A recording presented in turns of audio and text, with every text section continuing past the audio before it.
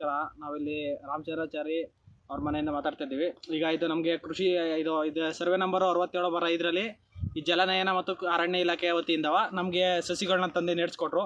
ಈ ತೆಂಗಿನ ಗಿಡ ಇದು 2022ನೇ ಇಸ್ವಿಲಿ ಜಲನಯನ ಅಭಿವೃದ್ಧಿ ಕಡೆಯಿಂದ ತಂದು ನೆಡ್ಸ್ಕೊಟ್ಟಿದ್ದು. ಇದರಿಂದ ನಮಗೆ ತುಂಬ ಉಪಯೋಗ ಇದೆ. ಈಗಿದು ನೋಡಿ, ಇದು ನೆಟ್ಟಿ ಮಳೆಗಾಲದಲ್ಲಿ ಮಳೆ ಮೂಲಕ ಸಂರಕ್ಷಣೆ ಆಯ್ತದೆ. ಈಗ ಬೇಸಿಗೆ ಕಾಲದಲ್ಲಿ ನಾವೇನು ಮಾಡಿದ್ದೀವಿ ಅಂದರೆ ಈ ರೀತಿ ಪೈಪ್ಲೈನ್ ಮಾಡಿ ಡ್ರಿಪ್ ಮೂಲಕ ನೀರು ಹಾಯಿಸ್ತಾ ಇದ್ದೀವಿ. ಈಗಿದು ಇನ್ನೊಂದು 5 ವರ್ಷದಲ್ಲಿ ನಮಗೆ ಫಲ ಬರೋ ನಿರೀಕ್ಷೆ ಇದೆ.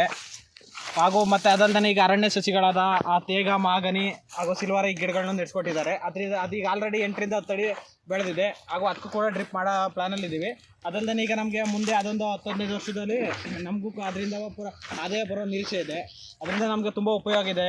ಈಗ ಇದ್ರ ಮೂಲಕ ಇನ್ನು ನೆಕ್ಸ್ಟು ಯಾವುದೇ ಅಭಿವೃದ್ಧಿಗಳು ಬಂದು ನಮಗೆ ರೈತರಿಗೆ ಸ್ವಲ್ಪ ಇದರಿಂದ ಇನ್ನೂ ಬೇರೆ ಬೇರೆ ಅಭಿವೃದ್ಧಿಗಳನ್ನ ಕೊಟ್ಟು ಸವಲತ್ತುಗಳನ್ನ ಕೊಟ್ಟು ಇನ್ನೂ ಇಂಪ್ರೂವ್ ಮಾಡ್ಬೇಕಾಗಿ ಕೇಳ್ಕೊತಾ ಇದ್ದೀವಿ. ಇದರಿಂದ ತುಂಬ ಹೆಲ್ಪ್ ಆಗಿದೆ ನಮಗೆ.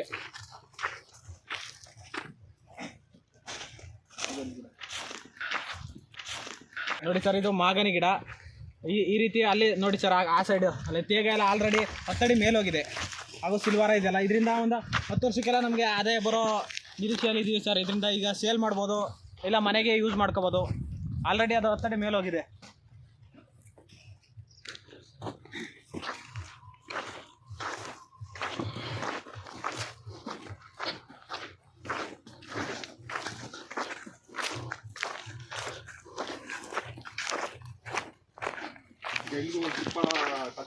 ಹಾಂ ಸರ್, ಈಗ ಇದಕ್ಕೂ ಪೈಪ್ಲೈನ್ ಮಾಡ್ತೀವಿ. ಫುಲ್ಲು ಫುಲ್ 2 ಎಕರೆ 26 ಗುಂಟೆ ಇದೆಯಲ್ಲ, ಆ ಸೈಡ್ ಫುಲ್ಲು ಡ್ರಿಪ್ ಮಾಡ್ತೀವಿ ಹನಿ ನೀರಾವರಿ ಮೂಲಕ.